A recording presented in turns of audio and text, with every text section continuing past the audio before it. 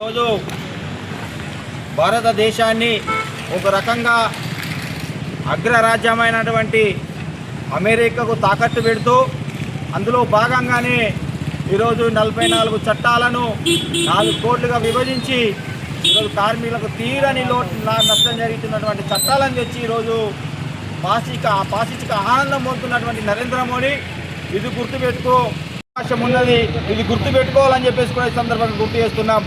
British సామ్రాజ్యాన్ని తరిమి కొట్టినటువంటి భారతదేశ ప్రజలు లౌకిక భారతదేశమైనటువంటి భారతదేశంలోని ఆటలు చెల్లవని చెప్పేసి కూడా ఈ సందర్భంగా గుర్తు చేస్తున్నాం. కార్మిక లోకాన్ని నష్టం చేసినటువంటి ఏ దేశమైనా ఏ నాయకుడికైనా పుట్టగతులు లేకుండా పోయినాయి. ఈరోజు రాబోయే రోజుల్లో రేపు నీకు కూడా అదే గతి పడతాయని చెప్పేసి కూడా ఈ సందర్భంగా గుర్తు చేస్తూ ఉన్నాం.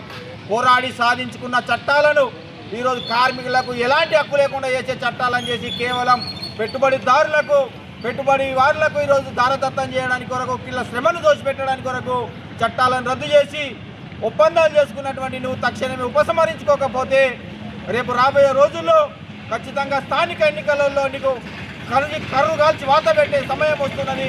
అది కూడా ఈ కార్మికుల ముందు బాగానే ఉంటారని చెప్పేసి కూడా ఈ సందర్భంగా గుర్తు చేస్తూ హెచ్చరిస్తూ ఉన్నాం. టీసీగా రాష్ట్ర వ్యాప్తంగా ఈరోజు ఆందోళనలు జరుగుతున్నాయి. టీసీ ఆధారంగా భారతదేశ అంతా ఆధ్వర్యంలో కూడా ఈరోజు జరుగుతూ ఉన్నాయి.